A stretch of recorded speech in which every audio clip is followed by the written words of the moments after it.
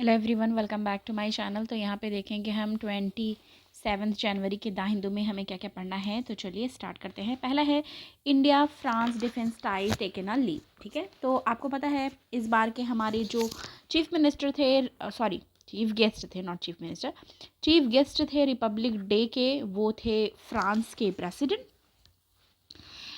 तो इसलिए ये यहाँ पे बात हो रही है। कल था हमारा रिपब्लिक डे।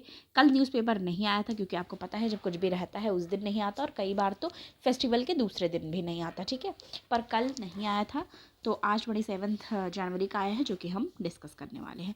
क्या कहा जा रहा है? India and France have announced, India और फ्रांस ने अनाउंस किया है डिफेंस इंडस्ट्रियल रोड मैप। किस चीज़ के लिए?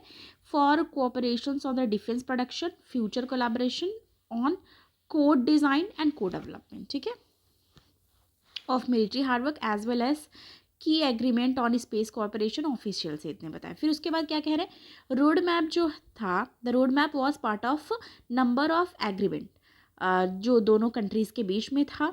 और ये कब हुआ था?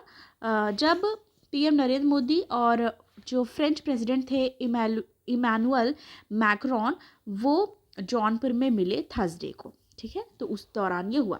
जैसे कि आपको पहले याद होगा, जो डेली न्यूज़पेपर हमारा देखते हैं एनालिसिस, मैंने कहा था कि पूरा शेड्यूल बताया गया था उसमें कि जो फ्रेंच के प्रेसिडेंट आएंगे, वो आएंगे जयपुर में, वो बहुत जगह विज़िट करने वाले हैं।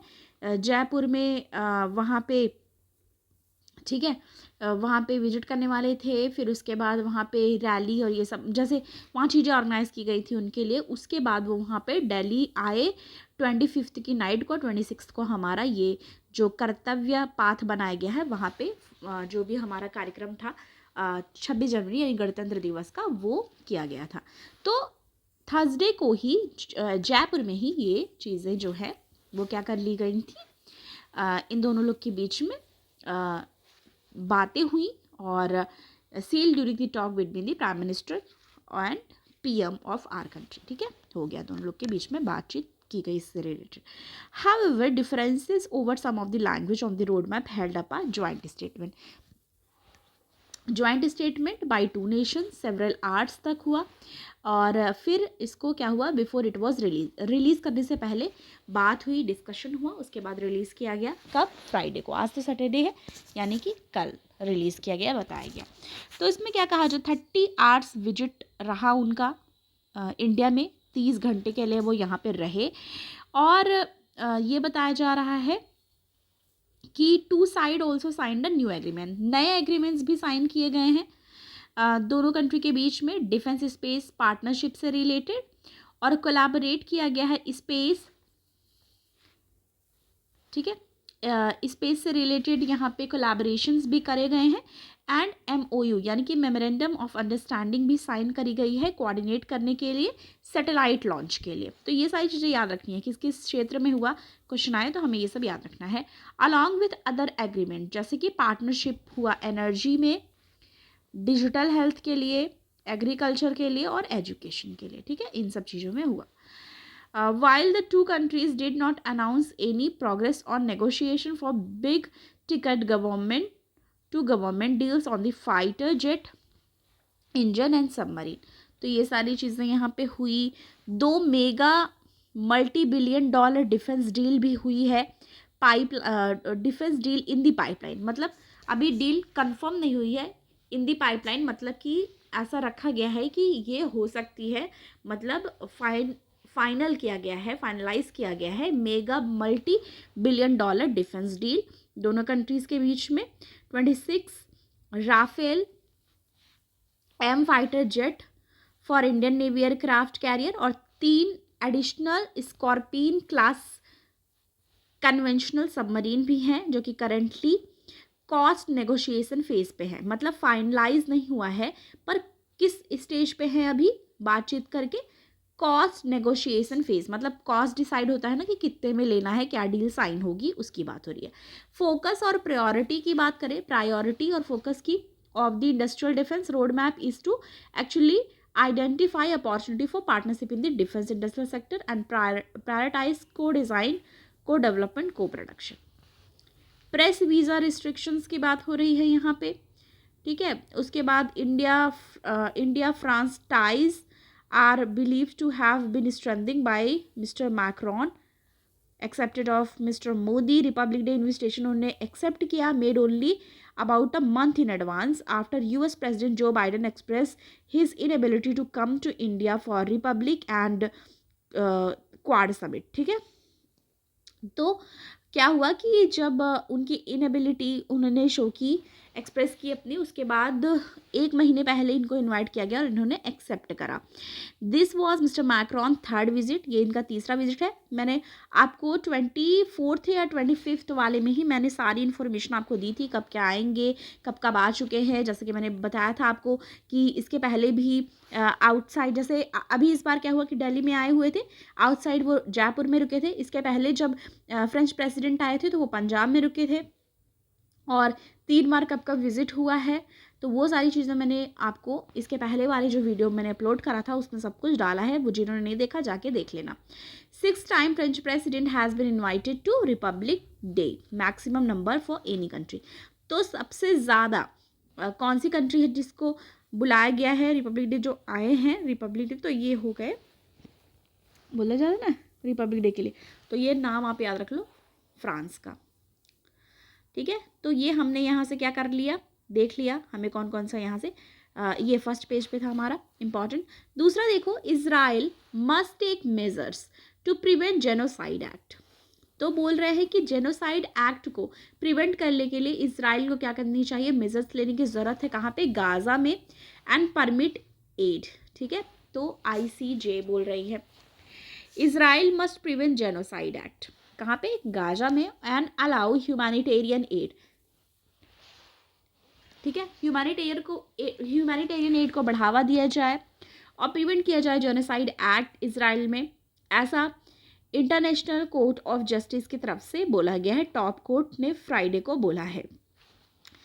देखो, international court of justice was not deciding whether Israel were actually committing genocide with the military campaign in the Gaza. This process will likely take several years. ठीक है, तो ऐसा नहीं है कि वो किसी पे आरोप लगा रहे हैं, बस वो कह रहे हैं कि वो क्या करे, प्रिवेंट करे वहाँ पे जेनोसाइड होने से। But it rule that the catastrophic humanitarian situation in Gaza what at serious risk of deteriorating further before a final decision। देखो कैसी सिचुएशन हुई है यहाँ पे, आप देख लो, Israel committing genocide with the military campaign, Gaza में क्या क्या हो रहा है उसकी बात यहाँ पे की जा रही है। Israel must take all measures in its power to prevent genocide act, कि वो प्रिवेंट करे जेनोसाइड एक्ट को, and stop official making declaration inciting genocide, the court said. Case was brought by South Africa. ये जो case है वो किसके द्वारा लाया गया, ICJ में लाया गया है साउथ अफ्रीका के द्वारा, which has accused Israel of breaching the UN genocide convention. बोल रहे हैं ये जो उन्होंने साउथ अफ्रीका ने केस को उसमें उठाया है, मुद्दे को ICJ में, इंटरनेशनल कोर्ट ऑफ जस्टिस में, और उन्होंने बोला है कि इजराइल क्या कर रही है, ब्रीच कर रही है UN जेनोसाइड कन्वेंशन को। आउटरेजियस चार्जेस की बात की गई है। How do you deliver humanitarian add without a cease fire, क्या क्या चीज़ें हैं, क्या उसमें है, सारी चीज़ें यहाँ बात की गई है। तो बस ये आपको यहाँ से जानना है कि अगर ये पूछ ले कि recently international court of justice ने किसको बोला है कि जेनोसाइड एक्ट जो हो रहे हैं उससे प्रिवेंट करना है, या फिर इसके लिए कौन अप्लाई किया, किसने आवाज़ उठाई, तो वो साउथ अफ्रीका थी। इस तरीके से क्वेश्चंस अगर आए तो वो हमें पता होना चाहिए। नेक्स्ट आ जाएंगे हम, नेक्स्ट देखेंगे और कौन सा पढ़ना है। दूसरा देखो यहाँ पे है, culture ministry traces the history of democracy. कहा जा रहा है the ministry of culture W, जो ये निकाली जाती हैं झांकियाँ, उसकी बात की जा रही है। रिपब्लिक डे पे डिपिक्ट किया गया हिस्ट्री, किसकी हिस्ट्री, डेमोक्रेसी की, history of democracy, ancient India से करंट टाइम का 3D इलेक्ट्रॉनिक डिपिक्शन रहा ये। और ये जो W है वो थीम इसका दिया गया है, Bharat mother of democracy. Question prelims में आ सकता है, चाहे तो UPSC के प्रीलिम्स में भी पूछ लेंगे वो, या फिर किसी भी स्टेट PCS के एग्ज़ाम में प्री में पूछा जा सकता है कि इस बार का जो W थीम था उसका क्या था रिपब्लिक डे पे। तो याद रखना है, भारत मदर ऑफ डेमोक्रेसी इसका क्या था, थीम था। कैरेट figure of doctor B R Ambedkar ji की वहाँ पे लगाई गई है, उसमें झांकियों में स्टैचू थी जिनमें उन्होंने क्या किया था, वो the constitution to country first president, ठीक है। उन्होंने उसमें first president doctor Rajendra Prasad थे, किस तरीके से उन्होंने जो फर्स्ट क्या किया था, हैंड ओवर किया था कॉन्स्टिट्यूशन को, किसको, जो हमारे फर्स्ट प्रेसिडेंट थे डॉक्टर राजेंद्र प्रसाद जी को। As well as democratic symbols जैसे कि such as election being held all in two tractor which was followed by the traders. The first tractor portray Vedic period. तो बता रहे कि जो फर्स्ट ट्रैक्टर था वो वैदिक पीरियड को दिखा रहा था 5000 BC का, वाइल जो its trailer house Buddha and Jain sages promoting dialogue. Second tractor जो था वो शो कर रहा था इंडियन कॉन्स्टिट्यूशन का, ठीक है, handed over to first president doctor Rajendra Prasad ji को। डॉक्टर राजेंद्र प्रसाद जी को जो कॉन्स्टिट्यूशन हैंड ओवर कर रहे थे तब का है, किसके द्वारा किया जा रहा था, डॉक्टर बी आर अम्बेडकर जी के द्वारा। इस trailer shows display of democratic symbol जैसे कि लाइक महाजनपदास।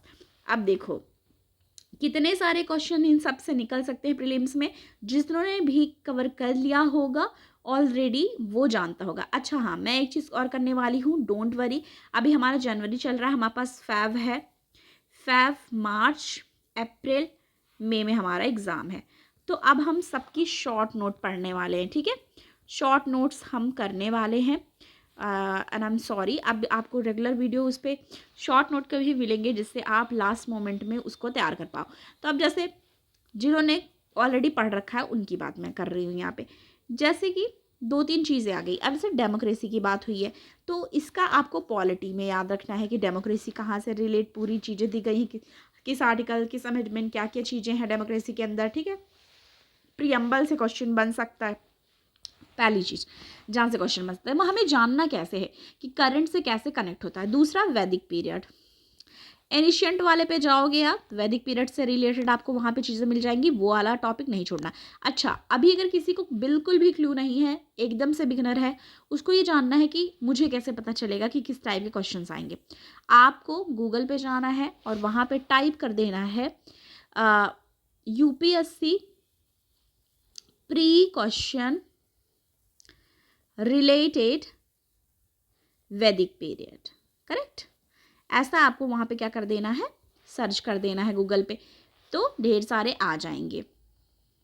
और अब आपको यह है कि कौन सा वाला पढ़ना है, तो बहुत सारे कोचिंग इंस्टीट्यूट की साइट्स खुल के आ जाएंगी, उसमें से आपको डालना है और क्वेश्चन उसमें प्रीलिम्स के दिए रहेंगे और उससे रिलेटेड टॉपिक भी दिया रहेगा, वो आपको पढ़ लेना है। ये उनके लिए है जिनके कोर्स नहीं कंप्लीट हुए हैं, जिन्होंने एक को बार नहीं पढ़ रखा है, वो अभी कोचिंग ही कर रहे हैं, फिर भी वो अटैम्प्ट दे के देखना चाहते हैं तो वो कर सकते हैं। क्योंकि मैंने देखा था एक लड़की का इस तरीके से प्रीलिम्स निकला भी था, उसके लिए बता रही हूँ। ओके, नेक्स्ट देखेंगे। अब महाजनपद, ये वाला भी टॉपिक कहाँ का हो गया, देखो एनिशियंट है ना, ए फॉर एनिशियंट से ही वैदिक पीरियड आपको तैयार कर लेना है, महाजनपद आज भी तैयार कर लेना है। कितने महाजनपद हैं ये सारी चीज़ें याद कर लेनी है, ठीक है। चैरियट ऑफ हम्पी की बात यहाँ पे हुई है, क्वेश्चन एक्सपेक्टेड है।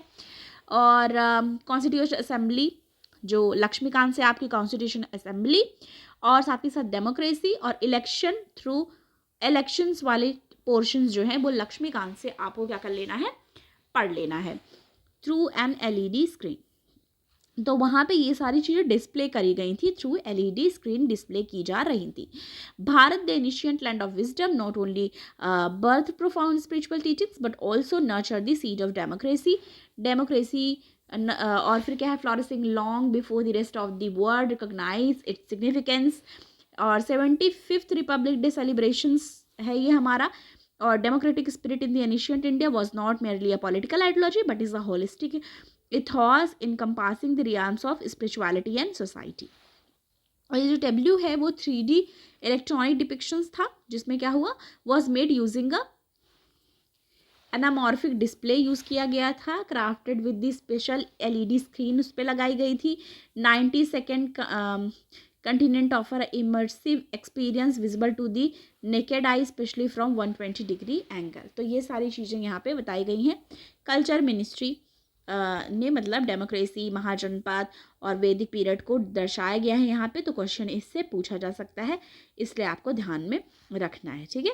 और ये जो रिपब्लिक डे पे जो ये झांकियाँ दिखाई गई और ये डिस्प्ले हुआ at the red fort till जनवरी 31 तक भी ये दिखाई जाएंगी, तो ऐसा बताया जा रहा है। बोल रहे हैं Republic day would be on display रहेगी रेड फोर्ट टिल जनवरी 31। नेक्स्ट आ जाते हैं, जिन्होंने नहीं देखा, जिनको देखने का हो वो जाके देख सकते हैं। और नेक्स्ट आके हम देखेंगे हमें और कौन सा पढ़ना है। तो हमने सारा आई गेस की क्या कर लिया है, डिस्कस कर लिया है, ठीक है।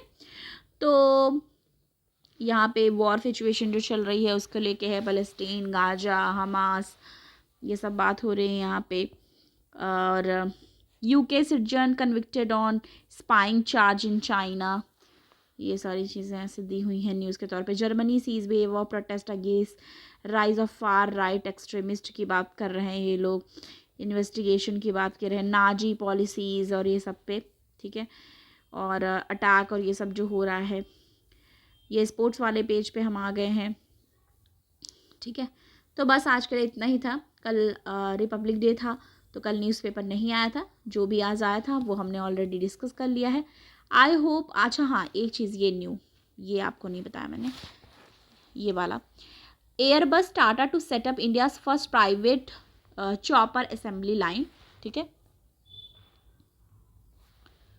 ओके तो सॉरी, तो ये वाला हम देखेंगे कि Airbus Tata to set up India's first private helicopter assembly line. तो यहाँ पे क्या होने वाला है कि हेलीकॉप्टर की बात करी गई है और ये किसके द्वारा करी गई है, एयरबस और टाटा सेटअप करेगी प्राइवेट हेलीकॉप्टर असेंबली लाइन। तो इस पे देखेंगे final assembly line will produce Airbus best selling H125 civil helicopters होगा for India and export to neighbour countries, तो वो एक्सपोर्ट भी करेंगे। इसमें दो कंपनी का नाम है एयरबस और टाटा की बात हो रही है।